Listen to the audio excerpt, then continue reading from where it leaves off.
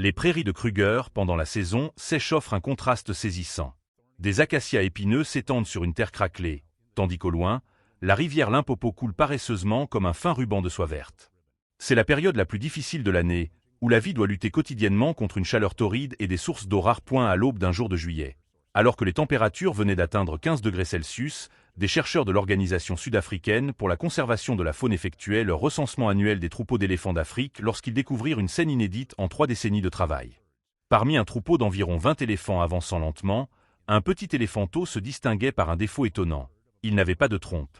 À la place de la longue trompe flexible caractéristique, il ne restait qu'un moignon court. La blessure était cicatrisée, mais encore clairement visible. Éléonore, la chef de l'équipe de recherche, estima que l'éléphanteau avait environ 4 mois et que la blessure était probablement récente. « Je n'en croyais pas mes yeux », nota-t-elle dans son journal de terrain. En 28 ans d'études des éléphants d'Afrique, c'était la première fois qu'elle voyait un individu ayant perdu sa trompe survivre à ce stade. Et la blessure de l'éléphanteau, que les chercheurs nommèrent espoir, signifiant espoir, devint un sujet de débat animé. L'hypothèse initiale suggérait qu'il s'agissait du résultat d'une attaque de crocodiles du Nil dans la région de Kruger. Les rencontres entre les éléphanteaux et les crocodiles ne sont pas rares. Les statistiques montrent qu'il y a environ 5 à 7 cas d'attaque de crocodiles sur des éléphanteaux chaque année lorsqu'ils boivent de l'eau, bien que la plupart ne soient pas fatales grâce à la protection des éléphants adultes du troupeau. Cependant, après un examen minutieux de la blessure, le professeur Jacques Kigali, expert vétérinaire en faune sauvage, proposa une autre hypothèse. La coupe était trop nette et droite. Les crocodiles laissent généralement des déchirures irrégulières.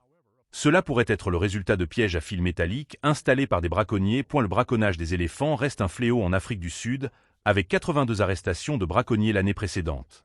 Les pièges à fils, conçus pour capturer des antilopes, causent souvent des blessures à d'autres espèces. Selon les statistiques de l'Agence de gestion des parcs nationaux sud-africains, environ 300 animaux sauvages, y compris des éléphants, sont blessés ou tués chaque année par des pièges à fils. Quelle qu'en soit la cause, les conséquences pour espoir étaient extrêmement graves. La trompe d'un éléphant n'est pas seulement un organe, mais une merveille de la conception évolutive, contenant plus de 40 000 faisceaux musculaires sans un seul os, permettant une précision et une force étonnantes. Les éléphants utilisent leur trompe pour ramasser de la nourriture, boire de l'eau, respirer, se dépoussiérer, communiquer et même montrer de l'affection. La trompe peut soulever des objets pesant jusqu'à 350 kg, mais elle est également assez sensible pour ramasser une seule brindille d'herbe. Pour espoir, perdre sa trompe signifiait perdre l'outil principal de sa survie. L'équipe de recherche observa ses tentatives désespérées pour manger et boire. Contrairement aux autres éléphanteaux qui balancent joyeusement leur trompe dans l'herbe haute, Espoir devait s'agenouiller maladroitement, pressant sa bouche directement contre le sol, souvent sans succès pour saisir l'herbe et les feuilles. Boire de l'eau représentait un défi encore plus grand. Alors que les autres éléphants pouvaient aspirer jusqu'à 8 litres d'eau en une seule gorgée avec leur trompe, Espoir devait plonger tout son visage dans les sources d'eau, ce qui entraînait souvent des étouffements et de l'inconfort. Les chances de survie au-delà de quelques semaines sont extrêmement faibles, nota le docteur Rajiv Pelletier, un expert en éléphants visitant la réserve, dans son évaluation initiale. Les limitations physiques étaient tout simplement trop importantes. Ce qui rendait la situation d'Espoir encore plus déchirante était sa claire conscience de sa différence. Les chercheurs enregistrèrent des cas où il semblait tendre une trompe fantôme, une réponse neurologique similaire à celle des humains ayant perdu un membre. L'éléphanteau levait le moignon restant de sa trompe, tentant d'effectuer des comportements normaux d'éléphant avant de sembler reconnaître ses limites. La nuit après la découverte d'Espoir, l'équipe de recherche débattit de l'intervention.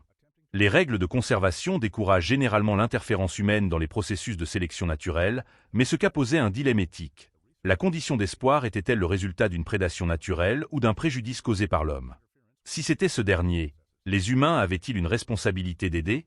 À l'aube du lendemain, la décision fut prise d'observer sans intervenir, du moins pour le moment. Il documenterait le parcours d'Espoir, quel qu'en soit le résultat, contribuant ainsi à la compréhension scientifique de la résilience des éléphants et de la dynamique des troupeaux.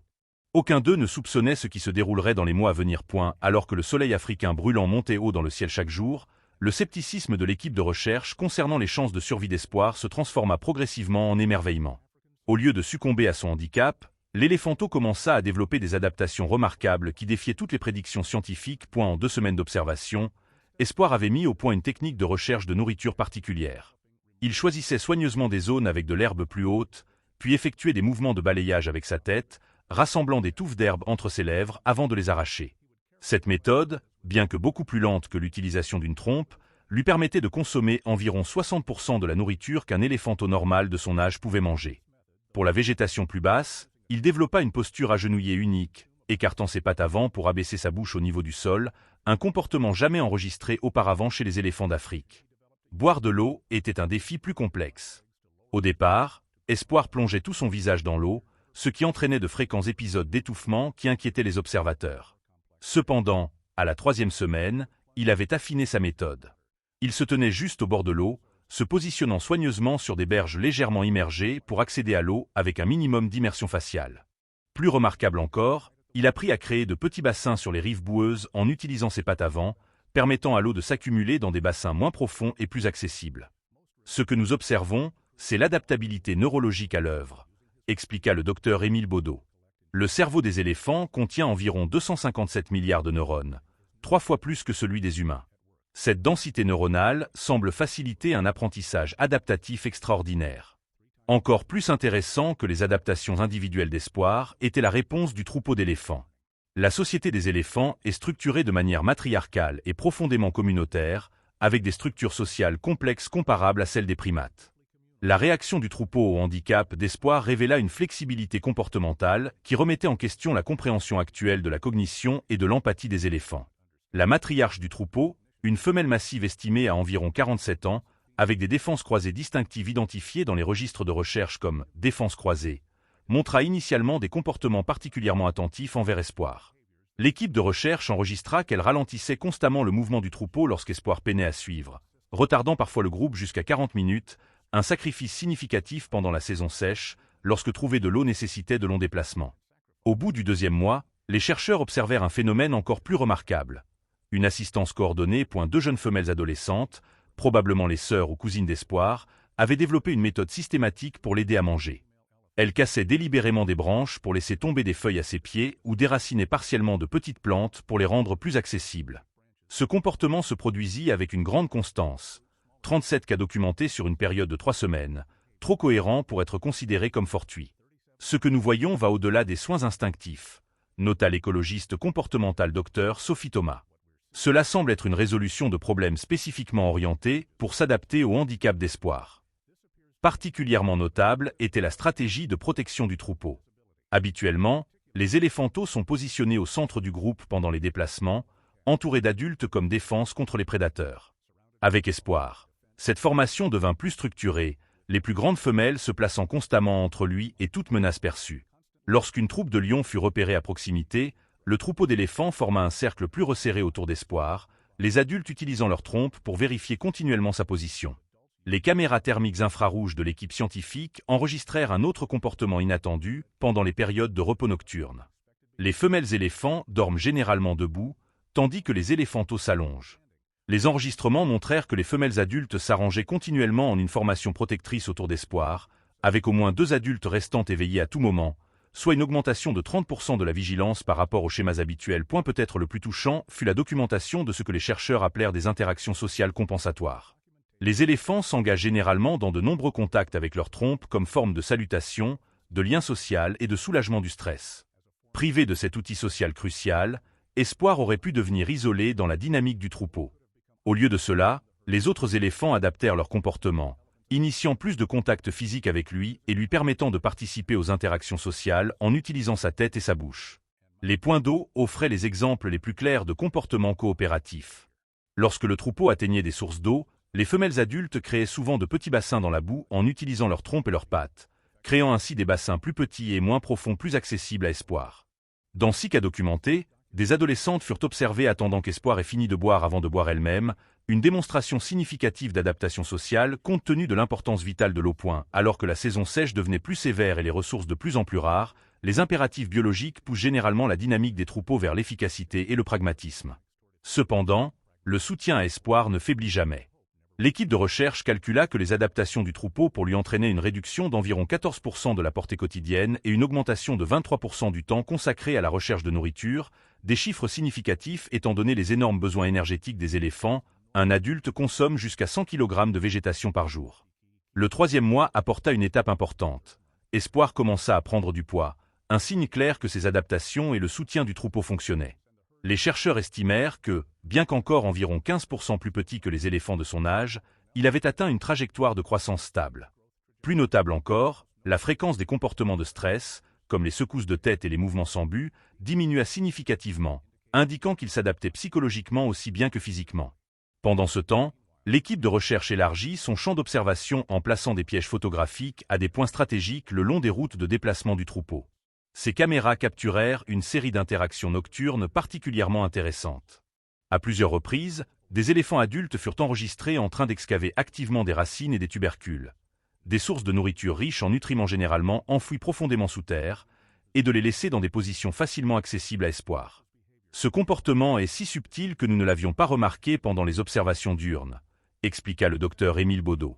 Il cuisine littéralement pour Espoir, préparant la nourriture d'une manière adaptée à ses capacités.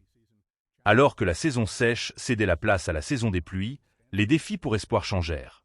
Le sol mou et boueux rendait le positionnement debout difficile, surtout lorsqu'il devait s'agenouiller pour manger. Une fois de plus, le troupeau d'éléphants montra une adaptabilité remarquable.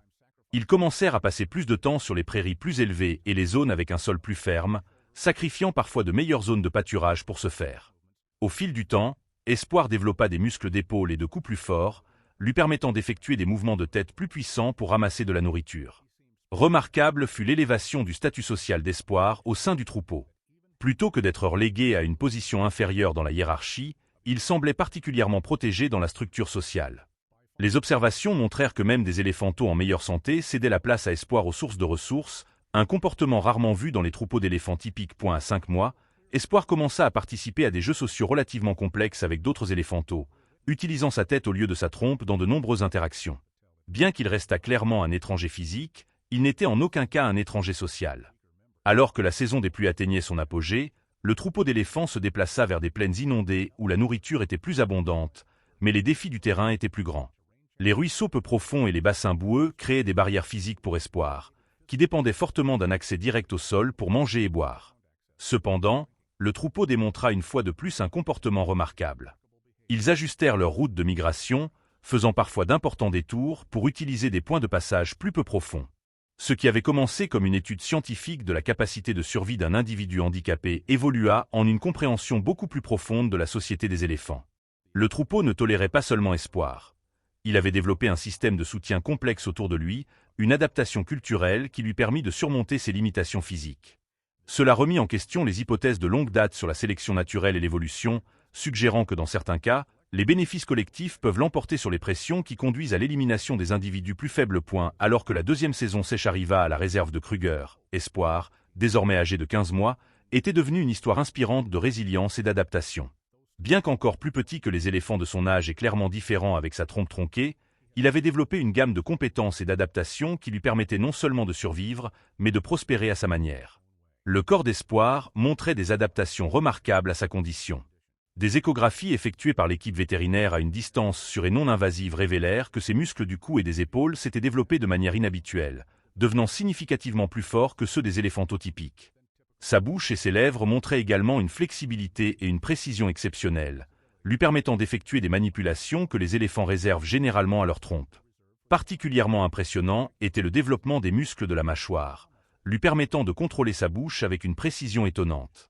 Ce que nous observons est un exemple extraordinaire de plasticité motrice neuronale, expliqua le docteur Jacques Kigali. Le cerveau d'Espoir a reprogrammé les zones qui contrôlent normalement la trompe pour optimiser les voies neuronales restantes, compensant une grande partie de la perte.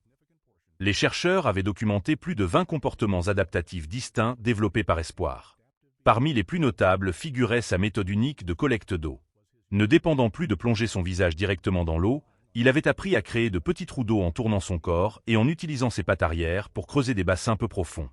Il s'agenouillait ensuite et aspirait l'eau à travers ses lèvres, une technique qui lui permettait de boire sans immerger son nez.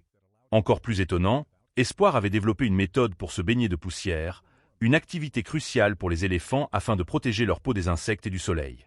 Alors que les éléphants normaux utilisent leur trompe pour jeter de la poussière sur eux-mêmes, Espoir avait créé une solution alternative ingénieuse. Il se roulait dans la poussière, puis se levait et se secouait vigoureusement, distribuant la poussière sur son corps.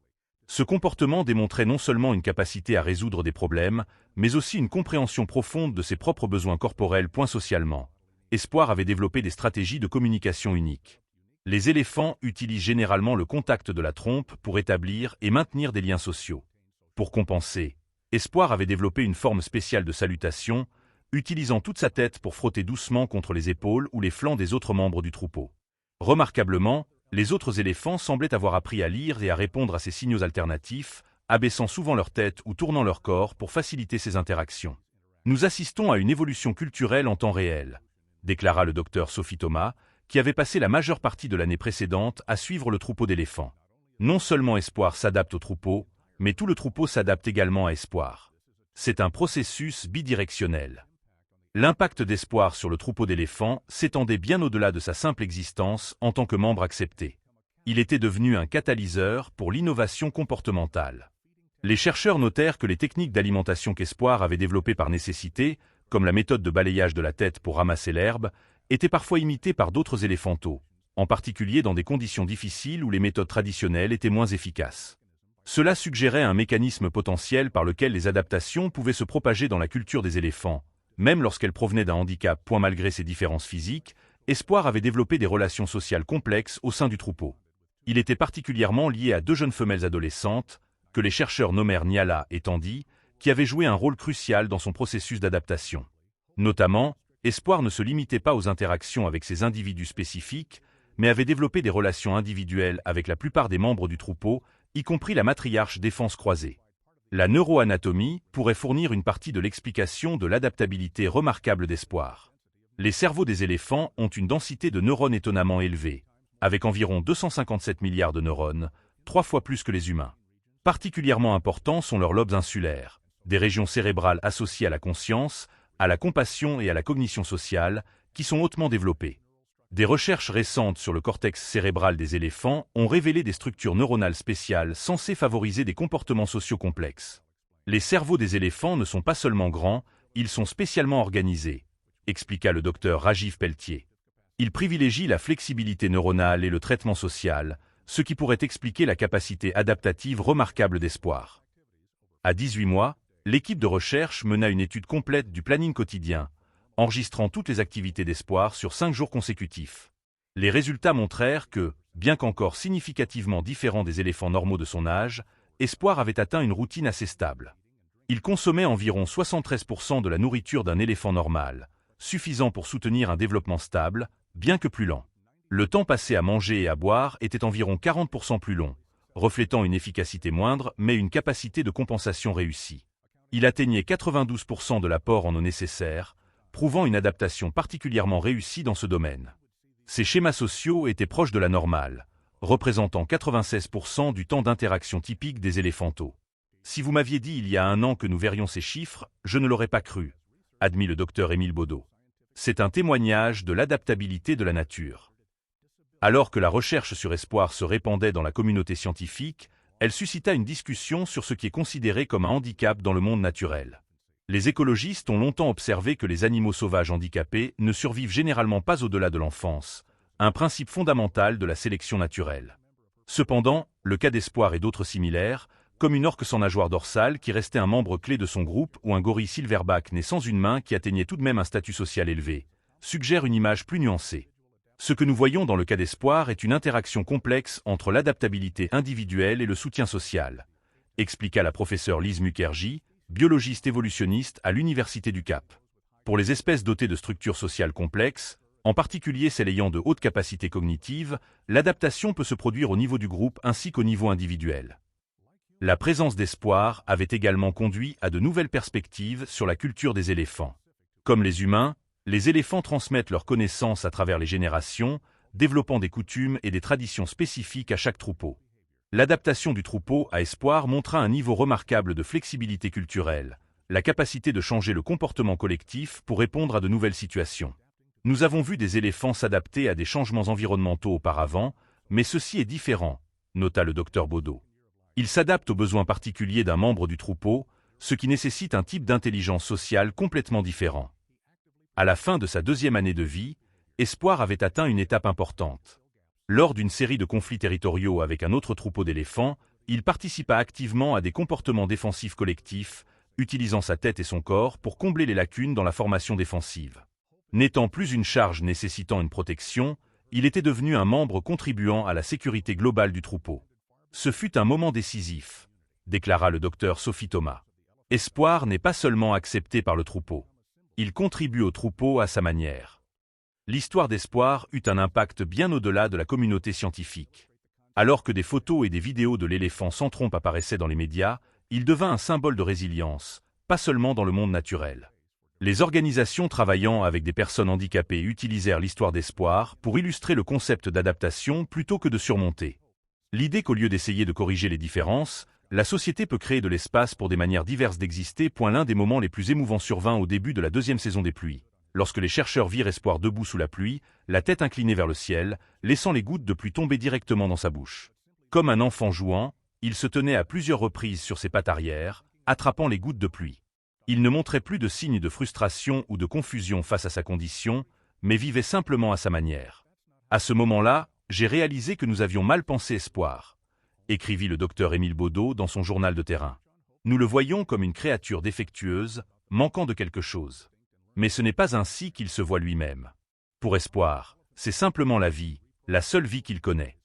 La recherche sur Espoir se poursuit, soulevant des questions fascinantes sur les frontières entre l'instinct et l'apprentissage, entre la biologie et la culture. Comment le cerveau d'un éléphant reprogramme-t-il si facilement les voies neuronales pour s'adapter à une perte aussi majeure? Comment un troupeau d'éléphants reconnaît-il et répond-il aux besoins d'un individu de manière si subtile? Les réponses pourraient non seulement ouvrir de nouvelles perspectives sur les éléphants, mais aussi sur toutes les espèces dotées de hautes capacités cognitives, y compris les humains. Pour les conservationnistes travaillant à protéger les éléphants d'Afrique contre les menaces croissantes telles que le braconnage, la perte d'habitat et les conflits humains, l'histoire d'Espoir offre une nouvelle perspective. Elle met l'accent non seulement sur la survie individuelle des éléphants, mais aussi sur l'importance des troupeaux intacts avec leur structure sociale. Si Espoir était né dans un troupeau plus petit ou fragmenté, l'histoire aurait une fin très différente. La résilience individuelle dépend de la résilience communautaire, nota le docteur Jacques Kigali. Dans un monde où les humains sont constamment confrontés à des défis et des pertes inattendues, l'histoire d'Espoir porte un message puissant. Elle nous rappelle que la résilience n'est pas seulement un trait individuel, mais aussi une fonction communautaire, que la survie et le succès ne consistent parfois pas à surmonter l'adversité seule, mais à s'adapter ensemble. Alors que l'équipe de recherche cherchait le troupeau d'éléphants à l'aube d'un nouveau jour, ils découvrirent Espoir, debout à côté de la matriarche sur une petite colline, regardant les vastes prairies, sans trompe pour respirer l'air du matin, mais la tête haute, la posture forte, les yeux alertes. Pas un survivant s'accrochant à la vie, mais un être qui avait trouvé son propre chemin dans ce monde. Le photographe de l'équipe captura ce moment. Un éléphant sans trompe, mais complet à tous les autres égards, debout avec confiance sous l'aube africaine. La photo, qui remporta plus tard le prix du photographe animalier de l'année, fut simplement intitulée « Complet », dans l'environnement hostile de la nature africaine, où les lois de la survie sont souvent cruelles et impitoyables. Espoir avait réécrit les règles, non pas en défiant les limites de la nature, mais en prouvant que la nature est peut-être bien plus flexible que nous ne l'avions jamais imaginé. Sa survie n'était pas une histoire de surmontement extraordinaire de l'adversité, mais une histoire de la manière dont l'évolution a préparé les espèces à s'adapter, être flexibles et innover. Et peut-être, dans un monde confronté à des changements sans précédent, c'est exactement le type d'histoire dont nous avons tous besoin d'entendre.